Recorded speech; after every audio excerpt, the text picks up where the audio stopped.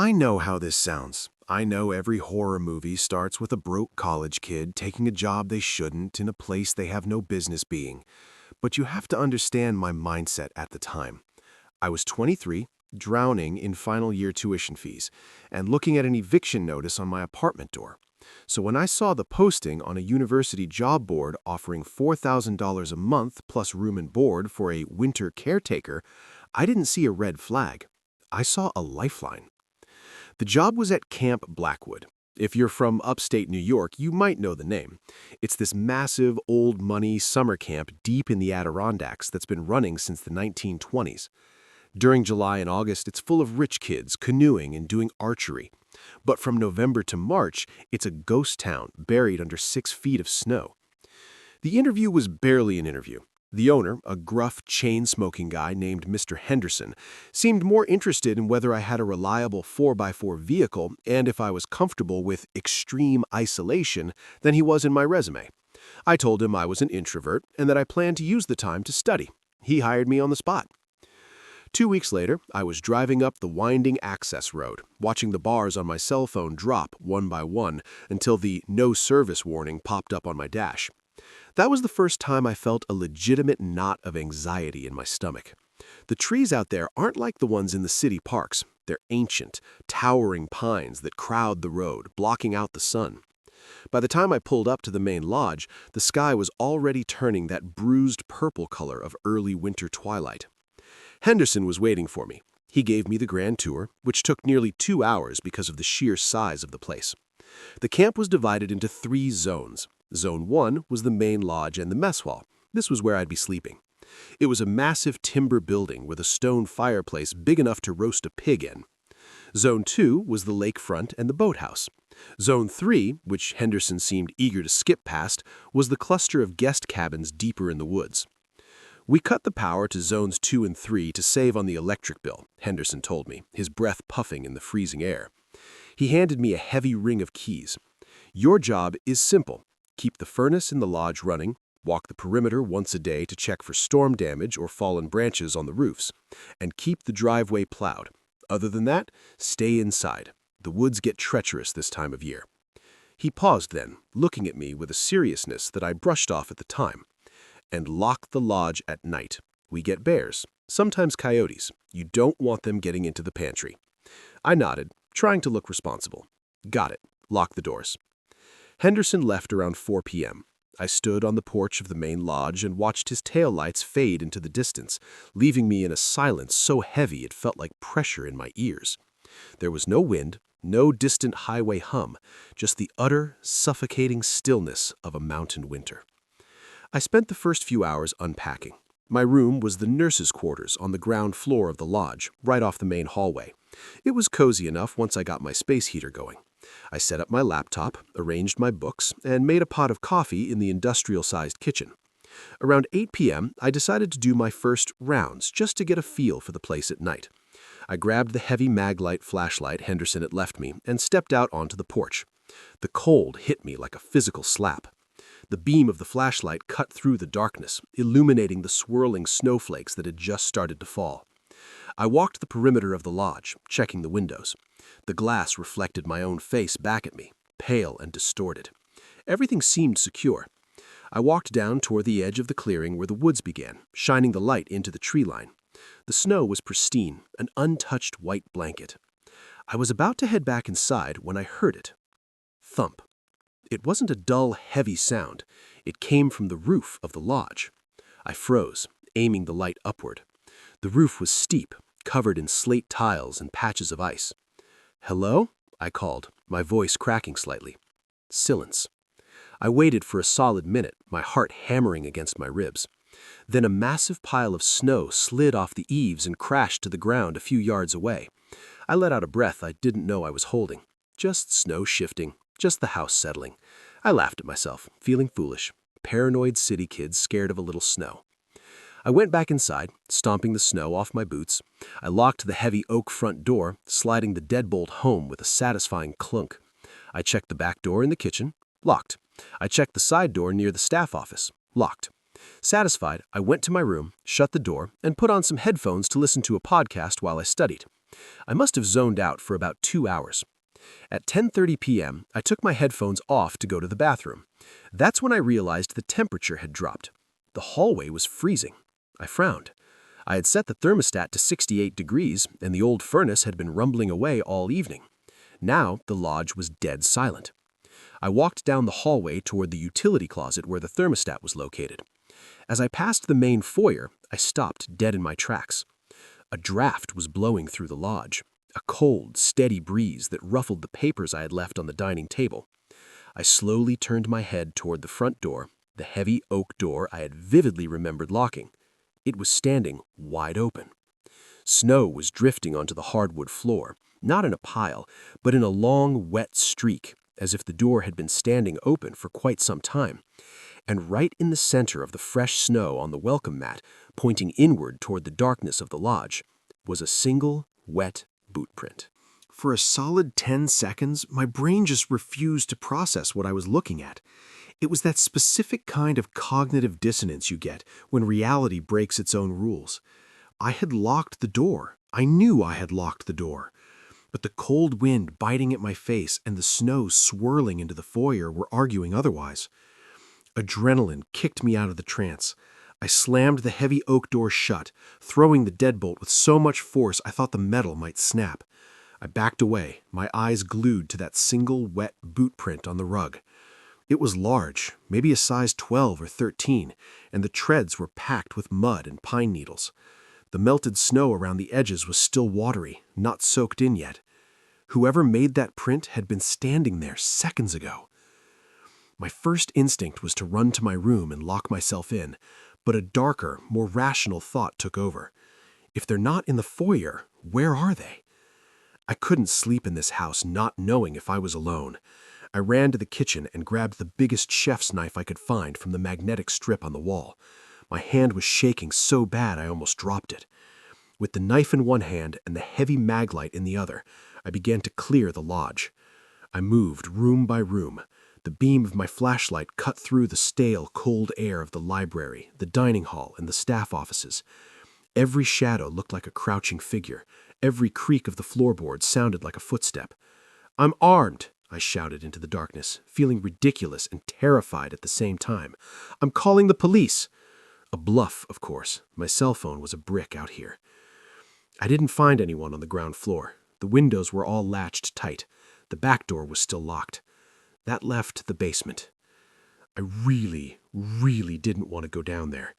The basement was a cavernous concrete labyrinth that housed the boiler, the electrical panels, and rows of old storage lockers.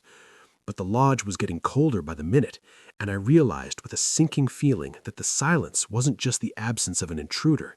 It was the absence of the furnace. The rumble had stopped. I opened the basement door. The smell of heating oil and damp concrete wafted up. I descended the wooden stairs, the flashlight beam shaking in my grip. When I reached the furnace room, I didn't find a monster or a maniac. I found something that scared me more. The massive industrial furnace was silent, not because it was broken, and not because it had run out of fuel. The emergency cutoff switch, a bright red toggle high up on the wall, labeled emergency use only, had been flipped to the off position. I stared at it, my breath clouding in the freezing air. You don't accidentally bump that switch. You have to reach up and pull it down with force. Someone had walked past me while I was in my room with my headphones on, come down here, killed the heat, and then walked out the front door, leaving it open. They weren't trying to rob the place. They were trying to flush me out, or freeze me out. I flipped the switch back on. The furnace roared to life with a startling bang, and the hum returned to the pipes. I sprinted back up the stairs, locked the basement door, and shoved a heavy hallway table against it. I spent that night in the nurses' quarters with the door locked and a chair wedged under the handle. I didn't sleep. I sat on the edge of the bed, gripping the knife, listening to the wind howl outside. Every time the house settled, I flinched. I kept imagining that boot print. Why just one? Why stop on the mat? It was like they had stepped inside just to prove they could, then turned around and left. Dawn took forever to arrive. When the gray light finally filtered through the curtains around 7 a.m., the relief was physical. The monsters always seem less real when the sun comes up. I unbarricaded my door and stepped into the hallway. The lodge was warm again. The boot print in the foyer had dried into a crusty shape of mud. I grabbed a mop and scrubbed it away aggressively, as if erasing the mark would erase the memory of the night. I needed to talk to someone. Henderson had said there was a landline in the main office for emergencies. I hadn't checked it yesterday because I assumed my cell would work eventually, but now the isolation felt like a noose tightening around my neck. I went into the office, picked up the beige receiver, and held it to my ear. Nothing. No dial tone. No static. Just dead air. I checked the cord. It was plugged into the wall jack. I traced the wire down to the baseboard and behind the heavy oak desk. I got down on my hands and knees to see where it led. My stomach dropped. The wire didn't lead to the wall junction box anymore. It ended abruptly, in a frayed copper mess. It hadn't been unplugged. It had been chewed through or cut with something dull. I stood up, feeling a wave of nausea. Okay, no phone, no cell service. Just me and a potential squatter in $1 million camp. I decided I needed to get outside. I needed to see where the intruder had gone. Maybe they had parked a car down the road. Maybe they were just a local kid messing with the new caretaker. I pulled on my parka and boots and stepped out onto the front porch. The snow had fallen heavily through the night, covering the driveway in fresh powder. The tire tracks from Henderson's truck were gone. But there were new tracks. They didn't come from the road.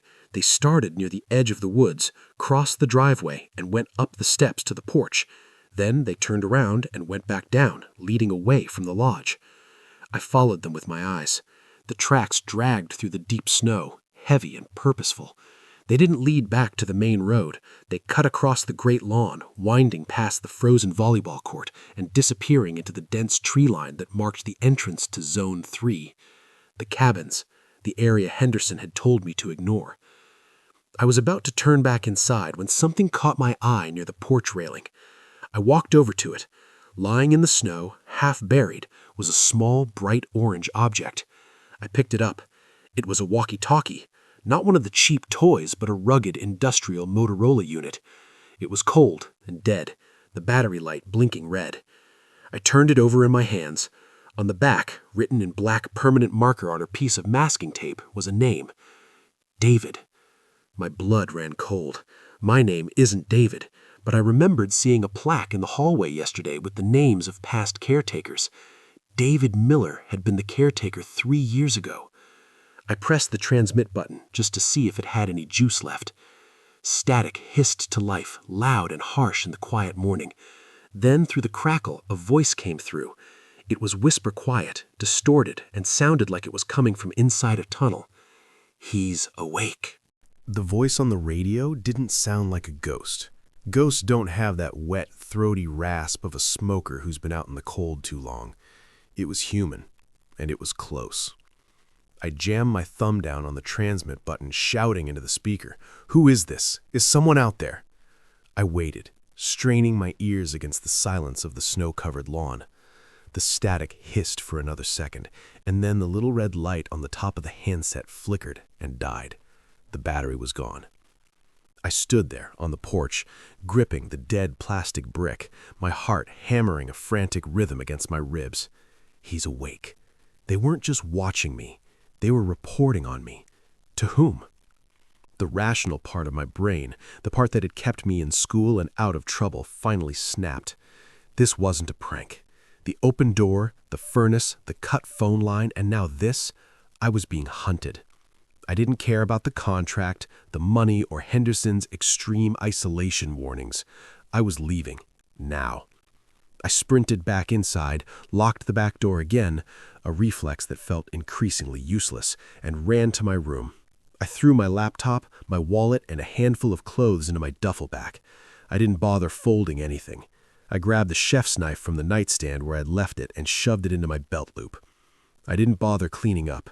I grabbed my car keys and ran out the back door, heading for the staff parking area where my Jeep was parked. The air was colder now, a biting wind picking up from the north, stinging my eyes.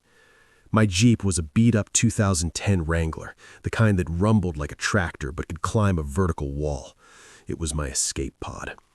I scrambled into the driver's seat, jamming the key into the ignition and twisting it. Click. No crank. No sputter. Just a singular, dry click. "No," I whispered, twisting the key again. Click. I pounded the steering wheel, screaming a curse word that echoed flatly in the woods. I popped the hood release and jumped out. The hood latch was already loose. That should have been my first clue. I lifted the heavy metal hood and stayed into the engine bay.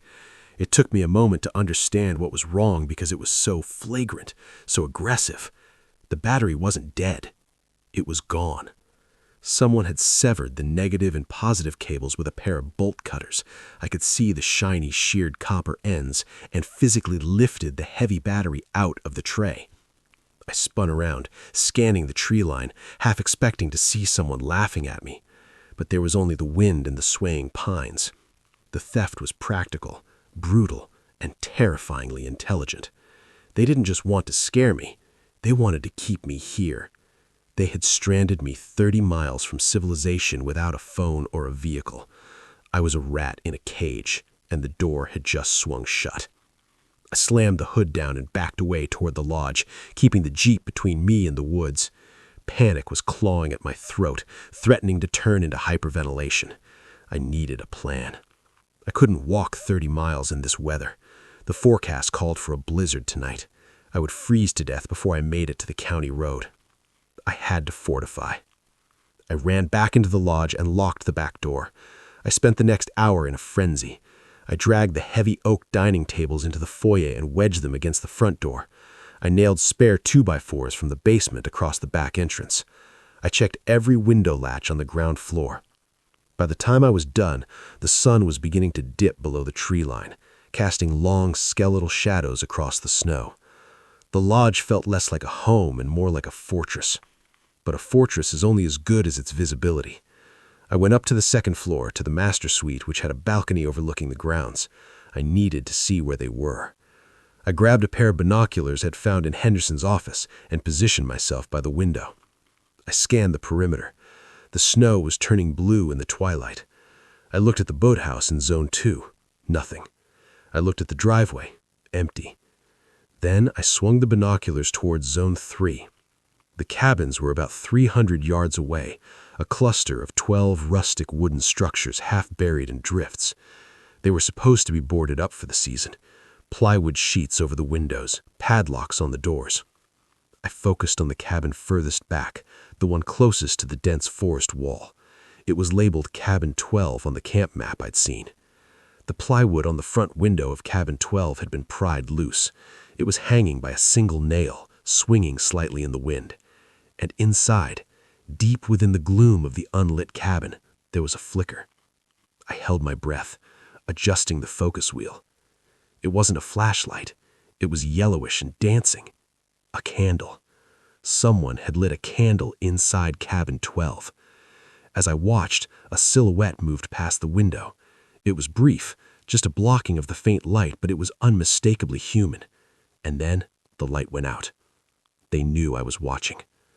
I lowered the binoculars, my hands trembling. That was where they were staying. Zone 3, Cabin 12. I retreated from the window and went back downstairs to the kitchen. I needed to think. I had food, I had heat, for now, and I had a knife. But I didn't have the upper hand. I was sitting at the kitchen island staring at the dead walkie-talkie when I realized something about the timeline. The voice had said, "He's awake," right as I woke up. That meant they were close enough to see into my room, or... My eyes darted to the heating vent on the kitchen wall. The vents, the ductwork. The heating system in this place is ancient. Massive ducts, big enough for a small person to crawl through, connected everything to the basement furnace room. I grabbed the flashlight and a screwdriver. I walked into the nurse's quarters, my bedroom, and knelt in front of the intake vent near the floor. It was secured by 4 screws. 2 of the screws were loose. I unscrewed the grate and pulled it off. I shined the light into the dusty metal tunnel. It went straight back for about 6 feet before turning right. In the dust of the galvanized steel floor of the duct, clearly visible in the harsh LED beam, were drag marks. Not footprints. Drag marks. Like someone had been shimmying on their belly, inching forward to the grate to look out. And right there, just inches from where the grate had been, lay a wrapper. a fresh, crinkled wrapper of a granola bar. I checked the brand, Nature Valley. I looked at the box of granola bars sitting on my desk. It was open. One was missing. They hadn't just been watching me from the woods. They had been in the walls. They had been in the vents. They were listening to me breathe while I slept. I scrambled backward from the vent like a crab, kicking my heels against the floorboards until my back hit the bed frame. I stared at that dark, rectangular hole in the wall, half expecting a face to suddenly press against the grate, grinning at me. The house wasn't a shelter anymore. It was a sieve. I spent the next 20 minutes in a manic blur. I found a cordless drill in the utility closet and drove 3 extra screws into the vent cover, stripping the heads so they couldn't be backed out. Then I went around the entire ground floor, locating every intake and output vent. There were too many. The lodge was built in the 20s. The ductwork was a sprawling, chaotic web of galvanized steel that connected every room to the basement. If they could navigate those tunnels, they could pop up anywhere. I couldn't stay in the bedroom. It was too small, too enclosed. I needed open space. I moved my base of operations to the Great Hall. It had 30-foot vaulted ceilings, no vents overhead, and I could see the balcony, the kitchen entrance, and the hallway leading to the bedrooms all at once. I dragged a heavy leather armchair so its back was against the massive stone fireplace. I built a fire, feeding it logs until it roared, casting long, dancing shadows against the trophy heads mounted on the walls. The fire was primal comfort, but it was also strategic. If the power went out, I wouldn't be blind. As the afternoon light began to fade, the Henderson had warned me about finally hit. It didn't start gradually. It slammed into the mountain like a freight train. The wind shrieked against the siding, rattling the window panes in their frames.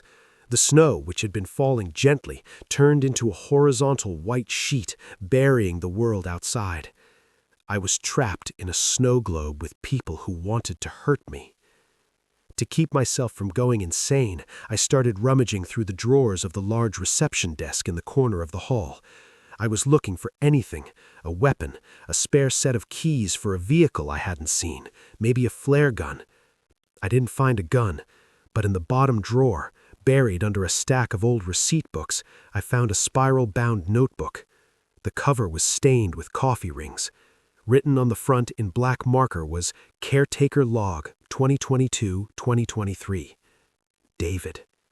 I opened it, my hands shaking. The first few weeks of entries were mundane. November 12th, pump replaced in boathouse. November 20th, cleared gutters on cabin 4. December 5th, heavy snow. Plowing took 4 hours. But as I flipped through the pages, the handwriting started to change.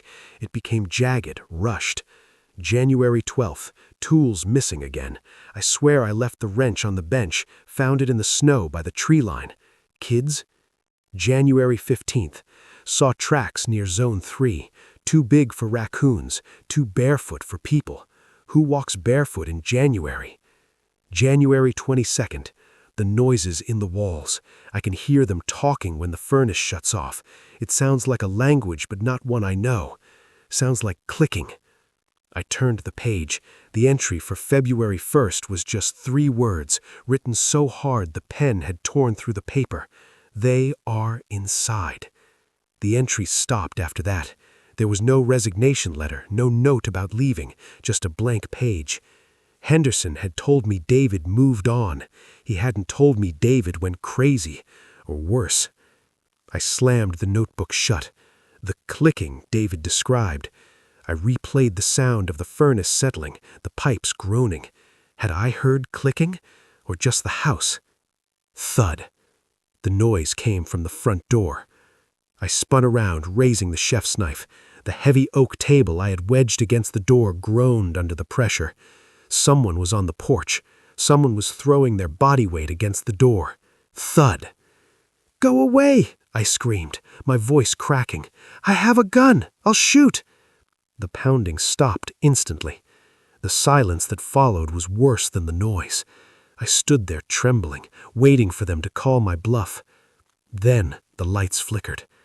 They buzzed once, bright and angry, dimmed to a brown gloom, and then died completely. The lodge was plunged into darkness, save for the orange glow of the fireplace behind me. The sudden drop in ambient noise was deafening.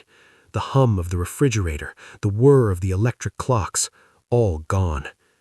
I backed up until my legs hit the hearth of the fireplace. The fire was my only friend now. From the darkness of the kitchen, the room directly connected to the basement stairs, I heard a sound. It wasn't a footstep. It was the screech of metal on metal. Screech. It was the sound of a screw being slowly, deliberately twisted out of metal. I stared at the darkness of the kitchen doorway, the vent, the large intake vent near the pantry. I hadn't screwed that one shut because the drill battery had died. Clang! The metal grate hit the kitchen floor. Then came the sound of something wet and heavy slithering out of the wall and onto the linoleum. It sounded like an oversized trash bag full of meat being dragged across the floor. I wasn't alone in the great hall anymore. The barricade at the front door had been a distraction. While one of them pounded at the front, the other had crawled up from the basement. I raised the knife, stepping away from the fire, putting the flames between me and the kitchen door. "Come on then," I yelled, though I was crying, tears freezing on my cheeks. "Come on!" A laugh answered me. It was low, raspy, and female, and it came from the balcony directly above my head. I jerked my head upward, the vertebrae in my neck popping with the speed of the movement. The fire in the hearth was roaring now, throwing a chaotic, flickering orange light up toward the ceiling. The shadows lengthened and twisted, but the figure standing at the railing of the balcony was solid. She was leaning over the banister, looking down at me like a spectator at a coliseum. She wasn't a ghost, and she wasn't a monster. She was something worse, a human being who had been stripped of all humanity. She was gaunt, her face smeared with grease and soot. She wore a filthy, oversized red hoodie that I recognized. It was a standard-issue Camp Blackwood lifeguard sweatshirt, likely stolen from the Lost and Found years ago. Her hair was a matted nest of gray and blonde, hanging in greasy ropes around a face that was split into a wide, toothless grin. She didn't speak. She just pointed a grimy finger down at me and let out that dry, rattling laugh again. From the kitchen doorway, the sound of dragging stopped. I heard the slap, slap, slap of bare feet on the hardwood. Heavy feet. I didn't wait to see the second intruder. I knew if I stayed in the great hall, I was dead. I was pinned between the high ground and the choke point. I scrambled over the back of the leather armchair, knocking it over. "Get back!" I screamed, swinging the knife wildly at the empty air, trying to look dangerous. The woman on the balcony whistled a sharp, piercing sound like a bird call. Immediately, a shape lunged from the shadows of the kitchen. I only caught a glimpse of him in the firelight, a mountain of a man, bearded, wild-eyed, shirtless despite the freezing temperatures, his skin covered with scratches and old scars. He wasn't rushing blindly. He moved with a terrifying, predatory grace. He held a length of rusted iron pipe in one hand. I threw the maglite at him. It was a desperate, stupid throw, but the heavy metal flashlight struck him square in the chest. He grunted, stumbling back half a step. That half step was all I needed. I bolted for the east wing corridor. This hallway led to the staff offices and the laundry facilities. It was narrow, dark, and away from the exits, but it was the only path not currently blocked by a maniac. I hit the hallway running, my shoulder slamming into the doorframe.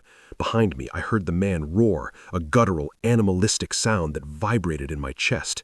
Then came the thundering of heavy feet giving chase. "Left! Go left!" the woman screeched from the balcony. They were coordinating. I sprinted down the dark corridor, guiding myself with one hand on the wall. I passed the office, the supply closets. I could hear him gaining on me. He knew the layout. I was guessing. I reached the end of the hall. The laundry room. I threw myself against the door, twisting the knob. It was unlocked. I stumbled inside, the smell of bleach and stale detergent haying me.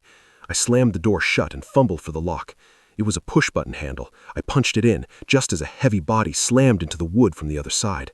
The door bowed inward. The frame groaned. Bang, bang, bang.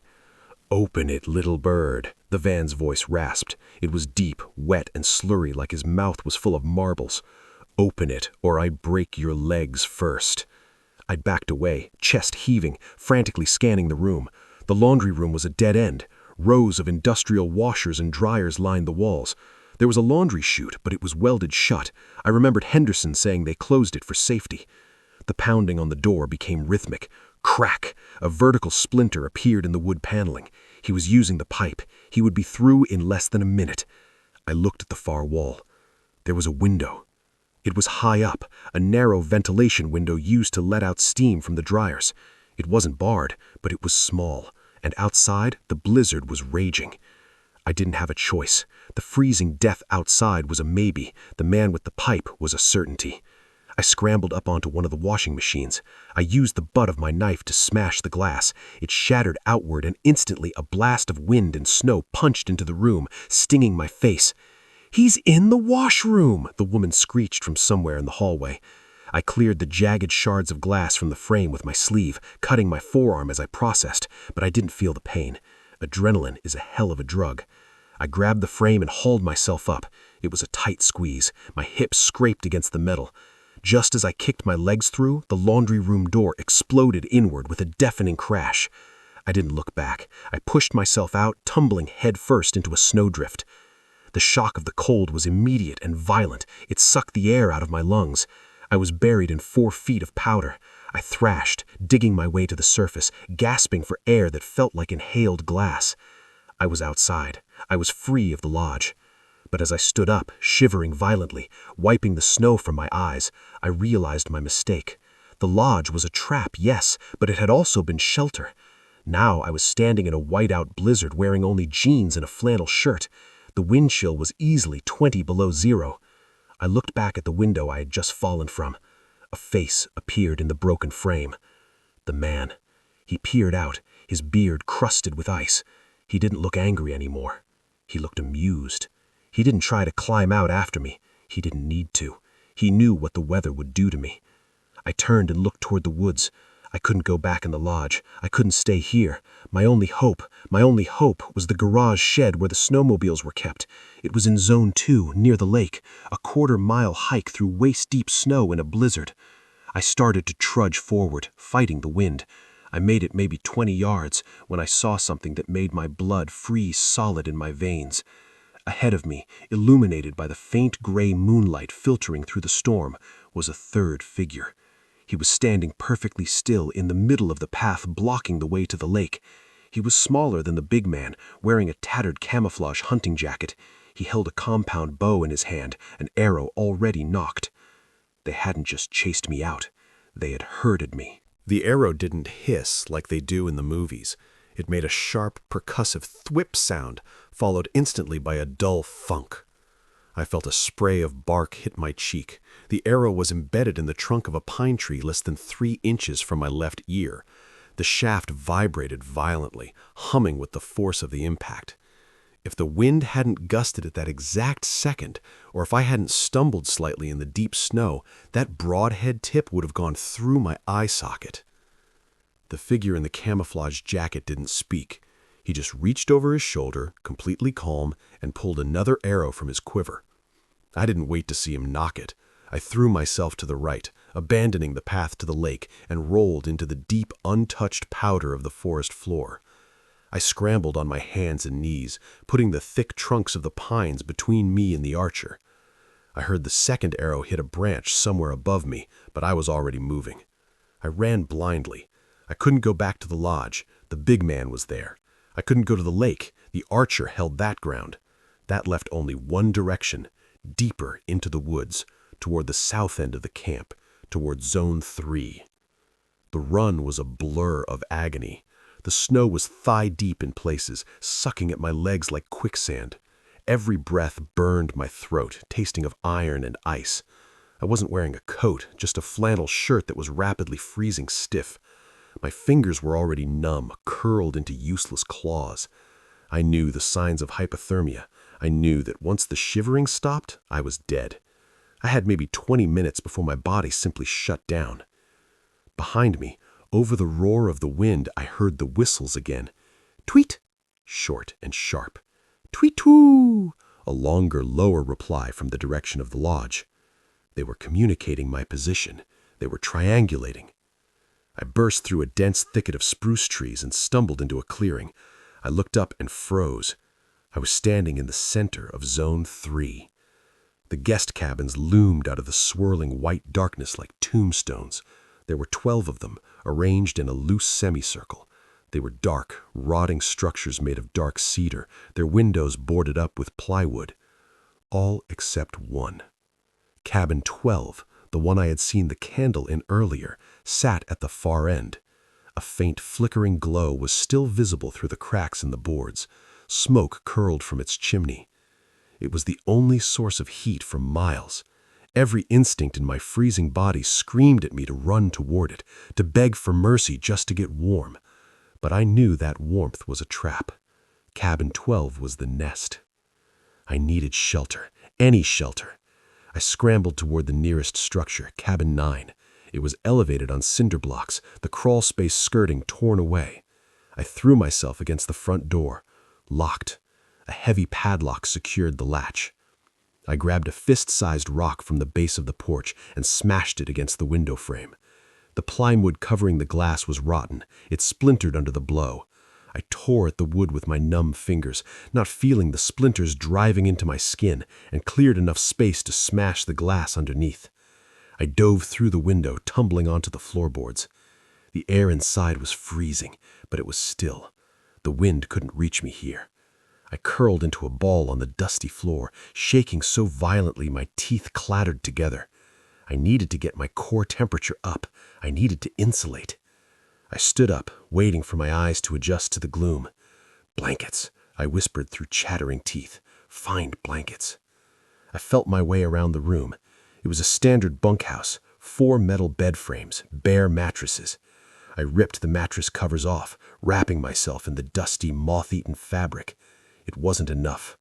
I moved to the back of the cabin, looking for a closet. I found a door and yanked it open. It wasn't a closet. It was another room, one that wasn't on the standard floor plan. And it was full.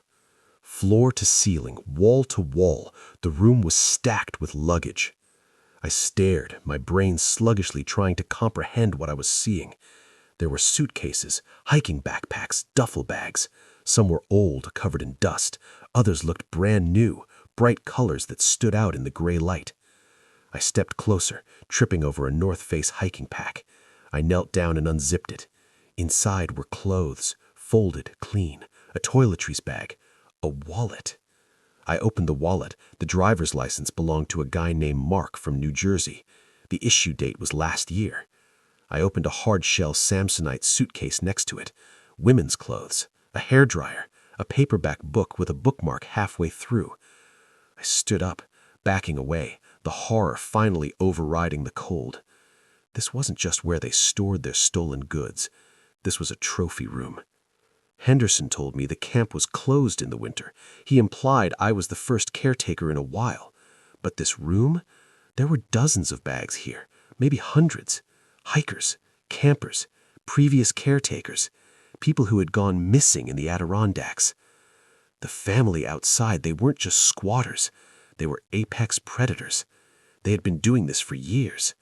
They stayed here all winter, living off the supplies of the camp and the supplies of the people they hunted. I was standing in a graveyard of personal belongings.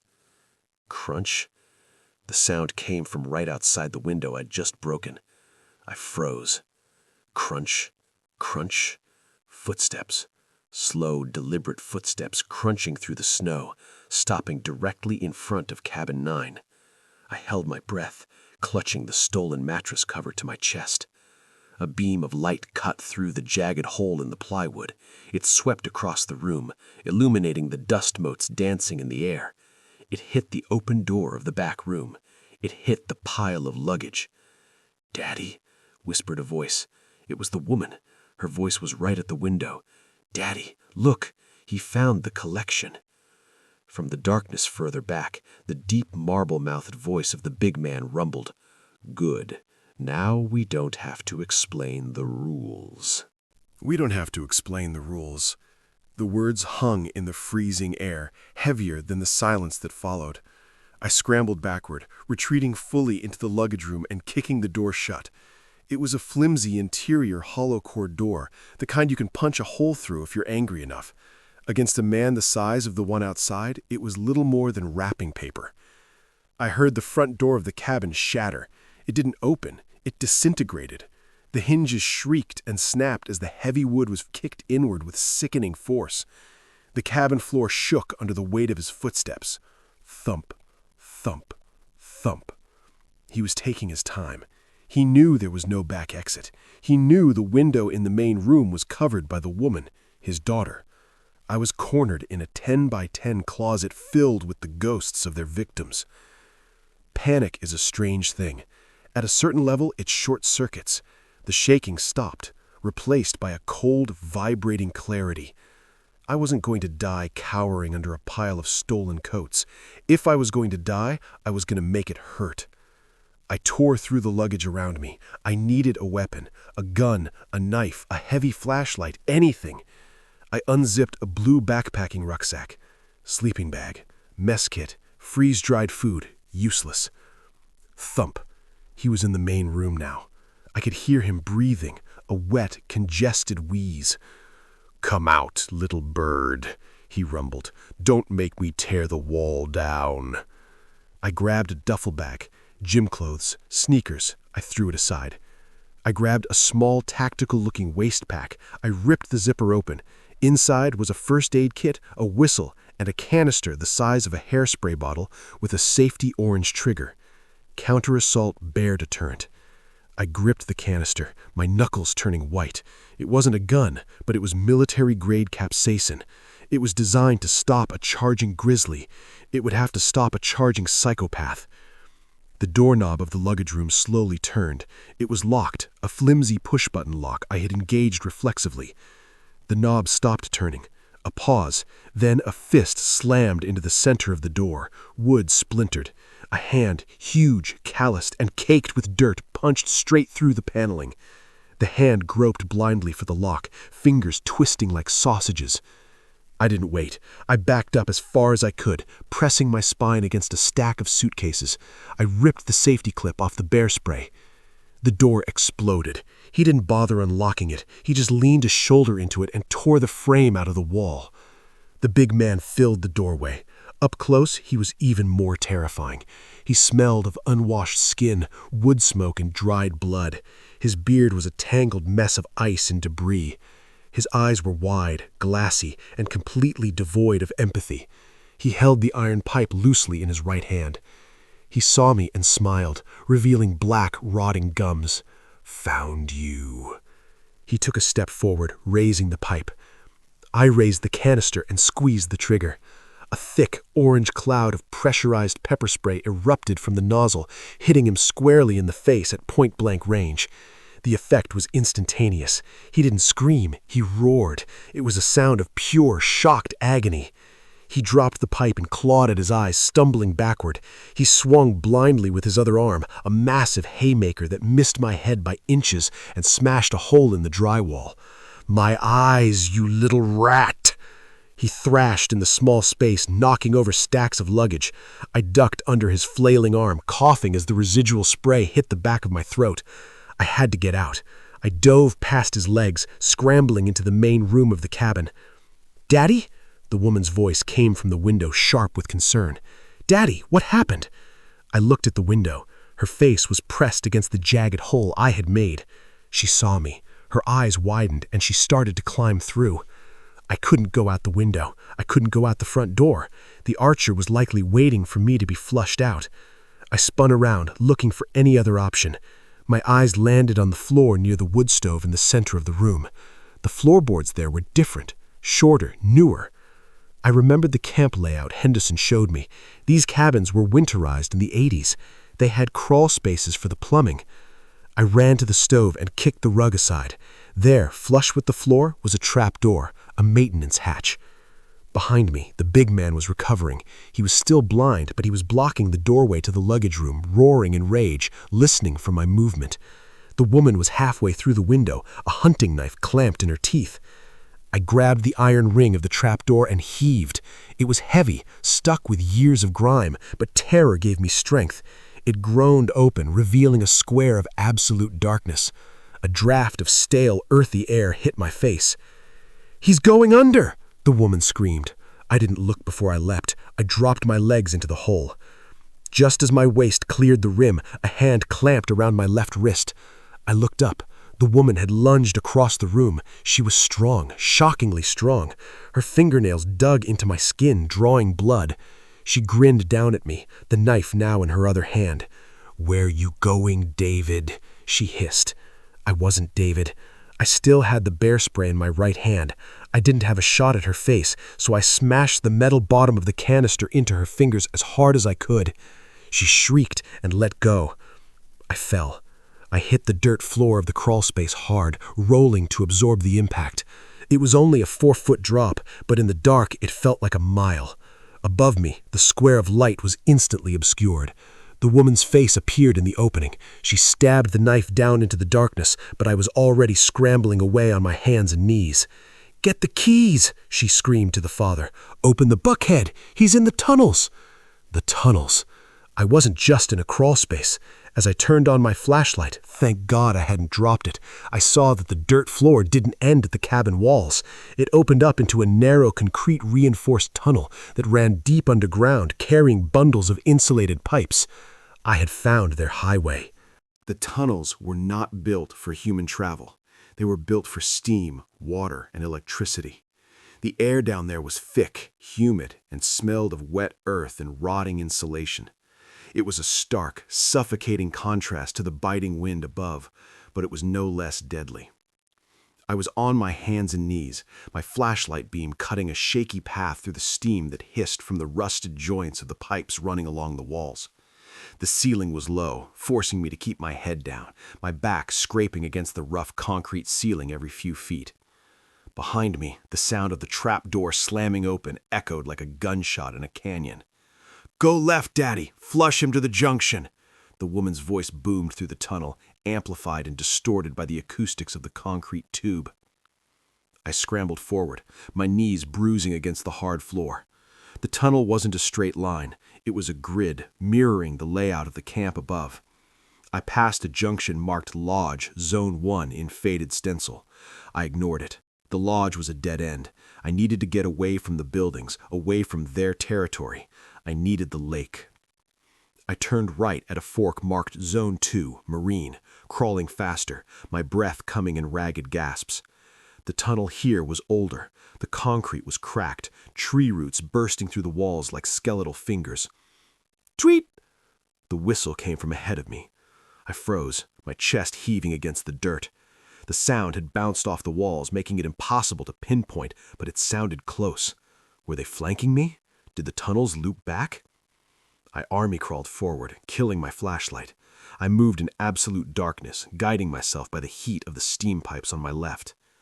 About 50 yards in, my hand landed on something soft. It wasn't dirt. It was fabric. I fumbled in the dark, my fingers tracing the outline of a sleeping bag. It was laid out in a widened section of the tunnel, nestled between two massive boilers.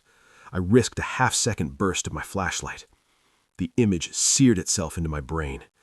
It was a nest, a pile of filthy mattresses surrounded by empty food cans, batteries, and toys. A child's plastic truck, a doll with one eye. This wasn't just a hiding spot. This was where they lived during the harshest storms. This was their home. And in the corner of the nest, leaning against the curved wall, was a skeleton. It wasn't ancient. It was wearing the tattered remains of a Camp Blackwood staff windbreaker. A name tag was still pinned to the chest, yellowed but legible. David. He hadn't moved on. He had retreated into the walls just like I had, and he had died here, huddled in the dark, likely listening to them hunting him. I stifled a scream, clamping a hand over my mouth. Scrape, scrape, scrape. The sound of dragging was coming from behind me. The big man. He was too large to crawl effectively. He was dragging himself along by his elbows, his massive shoulders wedged in the tight space. He was a human battering ram, and he was gaining on me. I scrambled over David's remains, apologizing silently, and pushed forward. The tunnel began to slope upward. The air grew colder. I could smell the lake, that distinct scent of frozen algae and ice. I reached a vertical shaft with a rusted iron ladder bolted to the wall. Above, a metal hatch blocked the way. Stenciled on the concrete next to the ladder was "Boathouse Access." I shoved the flashlight into my pocket and climbed. The rungs were icy, slick with condensation. I reached the top and pushed against the hatch. It didn't budge. Panic flared again. I shoved harder, gritting my teeth. "Come on," I hissed. "Come on." It wasn't locked. It was frozen shut. Ice had sealed the rim. Below me, the scraping sound got louder. A beam of light swung wildly around the curve of the tunnel, illuminating the bottom of the ladder. "I see his legs," the big man roared. The sound was deafening in the vertical shaft. I braced my back against the ladder and drove my feet upward, leg pressing the hatch with everything I had left. I screamed with the effort, feeling the muscles in my thighs tearing. Crack! The ice seal shattered. The hatch flew open, clanging loudly against the wooden floor above. I pulled myself up, scrambling out of the hole and rolling onto the wooden floor of the boathouse. I kicked the hatch shut and looked for a lock. There was a heavy iron slide bolt. I slammed it home just as a massive fist hammered against the metal from below. Thud. The floorboards jumped. Thud. "Open it!" he screamed, muffled by the steel. I backed away, gasping for air. I was in the boathouse. It was a cavernous, Catherine-like building filled with overturned canoes and kayaks on racks. The large double doors at the front, leading to the frozen lake, were barred from the inside. I was safe from the tunnel, but I was trapped in the building. I spun around, looking for a weapon, a tool, anything. That's when I saw it. Sitting in the center of the room, covered by a gray tarp, was a shape I recognized immediately. I ran to it and ripped the tarp off. It was a snowmobile, a bright yellow Ski-Doo. It looked old, but well-maintained. I jumped onto the seat. I didn't have a key. I looked at the ignition. It was empty. Smash! Glass shattered high above me. I looked up. On the catwalk that ran along the rafters of the boathouse, 20 feet above the floor, a window had been broken inward. The archer was climbing through. He didn't have his bow this time. He had a coil of rope and a flare gun. He dropped to the catwalk, looked down at me, and raised the flare gun. He wasn't trying to shoot me. He pointed the flare gun at the racks of canoes, which were covered in canvas tarps and stored with jugs of gasoline for the outboard motors. He pulled the trigger. The flare hissed through the air, a streak of blinding red magnesium. It hit a stack of canvas tarps soaked in oil. Whoosh! The fire didn't grow, it exploded. The dry wood, the canvas, the gasoline fumes, the entire wall of the boathouse went up in a sheet of flame instantly. I looked at the snowmobile. I looked at the barred doors leading to the frozen lake. I looked at the fire racing across the ceiling. I had to get those doors open, and I had to pray this machine would start without a key. The heat in the boathouse rose exponentially, a physical weight pressing down on my shoulders. The flames, fed by the varnish on the canoes and the gasoline stored nearby, crawled across the ceiling like living, breathing things. Burning debris began to rain down, hissing as it hit the cold wooden floor. I straddled the yellow Ski-Doo, my hands trembling violently. I knew nothing about engines. I was a computer science major, for God's sake. But I knew the basic logic of a circuit. The ignition was a simple key switch. I jammed the tip of my chef's knife into the ignition slot. I torqued it hard, feeling the cheap metal of the lock cylinder give way. It wouldn't turn. Bang! Behind me, the floor hatch exploded. The iron slide bolt I had secured tore right out of the rotting wood. The heavy door flew backward, crashing against a rack of kayaks. The big man climbed out. He looked like a demon rising from hell. His skin was blistered red from the bear spray, his eyes swollen shut, streaming tears and mucus. He was operating on sound and scent alone. He scrambled to his feet, letting out a roar that drowned out the crackle of the fire. "I hear you!" he screamed, swinging his head wildly. He lunged toward the center of the room, arms outstretched, groping for me. I abandoned the knife. I reached under the dashboard of the snowmobile and ripped a handful of wires loose. I saw a red one and a black one connected to the back of the switch. I stripped the ends with my teeth, tasting copper and plastic, and twisted them together. The dash lights flickered on. I grabbed the pull cord handle. The big man heard the click of the plastic. He turned, locking on to my position. He was 10 feet away. I pulled the cord. The engine sputtered and died. "No!" I screamed. The big man charged. He didn't run. He threw himself forward, a massive wall of muscle and rage. I pulled again, putting every ounce of terror and adrenaline into the motion. Brap! The two-stroke engine roared to life, a high-pitched scream that shook the floorboards. A cloud of blue exhaust smoke erupted from the back, momentarily confusing the big man. He swiped at the air, his hand missing my jacket by inches. I slammed the throttle to the bar. The tread caught the wood floor with a screech. The skis lifted into the air. I wasn't aiming for the big man. I was aiming for the double doors. The heavy wooden doors were barred with a 4x4 timber drop latch. There was no way to open them in time. I had to go through them. The snowmobile surged forward. The big man dove, his fingers brushing the back of the seat, but he was too slow. I tucked my head, screaming as the nose of the machine impacted the doors. The collision was violent. The windshield shattered, sending plastic shards into my helmetless face. The impact threw my chest into the handlebars, knocking the wind out of me. But the old, rotting wood of the doors stood no chance against a quarter-ton of steel moving at 30 miles per hour. The doors splintered outward. The crossbar snapped like a sound of a gunshot. Suddenly, the heat and the smoke were gone, replaced by a blinding swirl of white. I was airborne. The snowmobile flew off the end of the boathouse ramp, landing hard on the frozen surface of Blackwood Lake. I fishtailed wildly, nearly thrown from the seat, but I held on. I corrected the steering, pinning the throttle. The headlight cut a cone through the blizzard, illuminating nothing but endless flat white. I was out. I was moving. I risked a glance back. The boathouse was an inferno. Flames were shooting 30 feet into the air, casting a hellish, flickering orange glow across the ice. Silhouetted against the fire, standing on the edge of the broken ramp, was the archer. He raised his bow. I ducked instinctively, flattening myself against the gas tank. Thwack! I felt the impact, but not on me. The arrow slammed into the cowling of the engine, inches from my knee. Then, a second sound joined the roar of my engine, a lower, deeper rumble. I looked back again. From the side of the burning boathouse, a second machine shot out onto the ice. It was an ATV, a large four-wheel utility quad with chains on the tires. Driving it was the woman. Riding on the back, holding the iron pipe, was the big man. They weren't giving up. They couldn't let me leave. I knew who they were now. I knew where the bodies were. If I made it to the county road, their reign was over.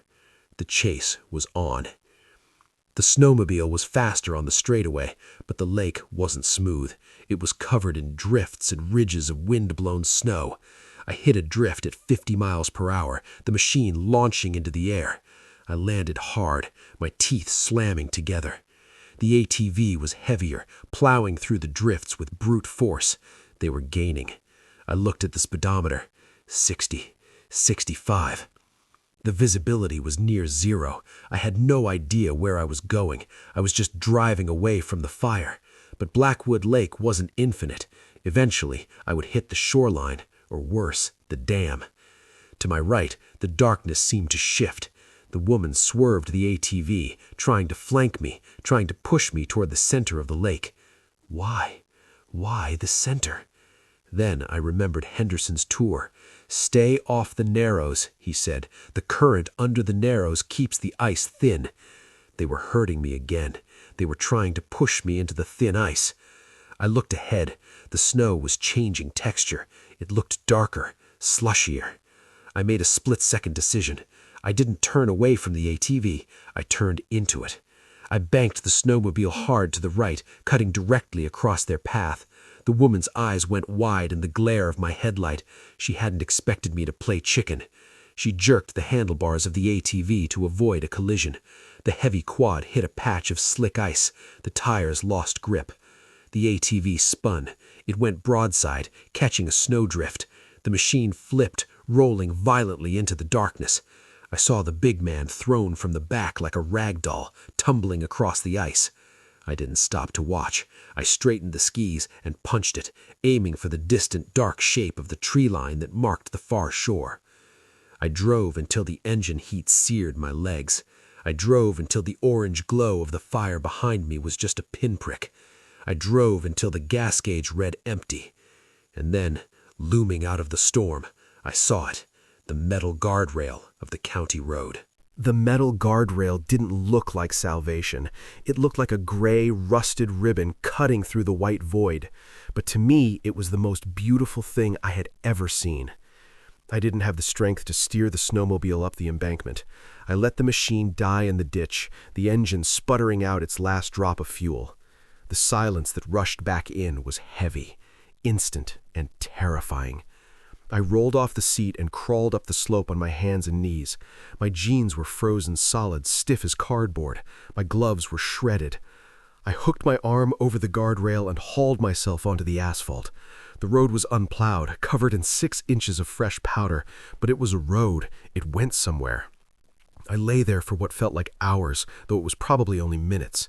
I kept waiting to hear the roar of the ATV. I kept waiting to feel the vibration of heavy boots on the pavement, but the only sound was the wind hissing through the pines.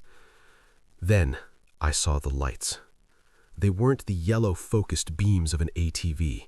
They were massive, flashing strobe lights, blue and amber, cutting through the storm like a lighthouse. A low, grinding rumble shook the ground. I stood up, waving my arms frantically, screaming against the wind. "Stop! Stop!" The massive blade of a county snowplow screeched to a halt 10 feet from me. The air brakes hissed. The driver's door flew open, and a man in a high-vis vest jumped out. I remember him shouting something, his face a mask of confusion and horror as he looked at me, a bloodied, freezing figure emerging from the wilderness. I didn't say anything. I just collapsed into the snow. The last thing I remember was the warmth of the plow's cab and the smell of stale coffee. I woke up 2 days later in a hospital in Plattsburgh. I had severe hypothermia, 2nd-degree frostbite on 3 toes, a concussion, and lacerations on my arms and face. But the physical damage wasn't the hard part. The hard part was the interview. 2 state troopers and a detective sat by my bed. They looked tired, grim. They told me that after the plow driver called it in, they had sent a tactical team to Camp Blackwood. What they found turned the local news cycle into a national horror show for weeks. The boathouse was gone, burned to the waterline, but the fire had drawn attention to the smoke ventilation in Zone 3. They found the cabins. They found the luggage room. The detective told me they cataloged over 45 distinct sets of luggage, 45 people, hikers, campers, drifters, and 3 previous caretakers, including David Miller. They found David's body in the tunnel, exactly where I said it was. The autopsy showed he had died of starvation and exposure. He had trapped himself down there to hide from them, and they had simply waited him out.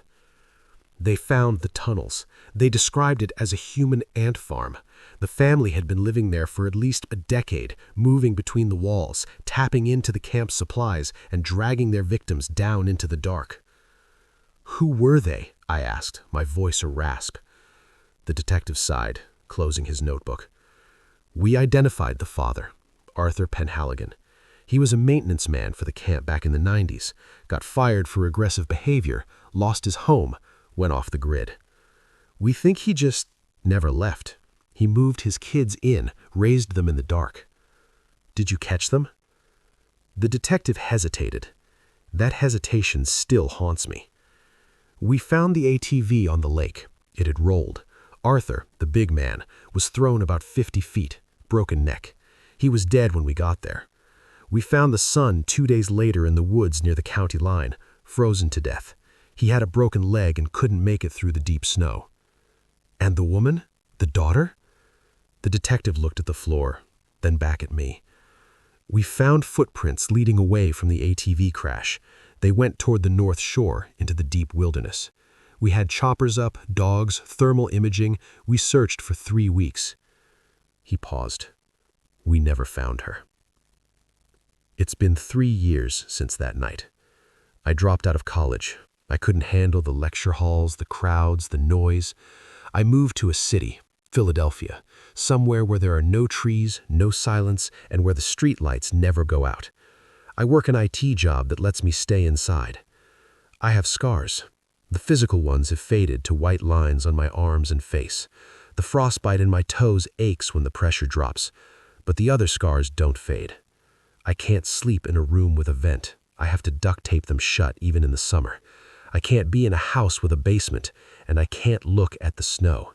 When it snows, I close the blinds and turn up the TV until the white noise drowns out the world. Because I know she's out there. She knows my face. She knows my name. She saw it on my driver's license in my wallet, which was left behind in the lodge. She knows I'm the one who killed her father and brother. Sometimes, when I'm walking home at night and the wind blows just right, I hear a sound that stops my heart. It's not a scream. It's not a threat. It's a whistle. Dwee! Sharp, short, signaling a position. I don't turn around. I just walk faster, praying that the city lights are bright enough to keep the monsters away. But deep down, I know the truth. The winter is long, and the Watchman is still watching.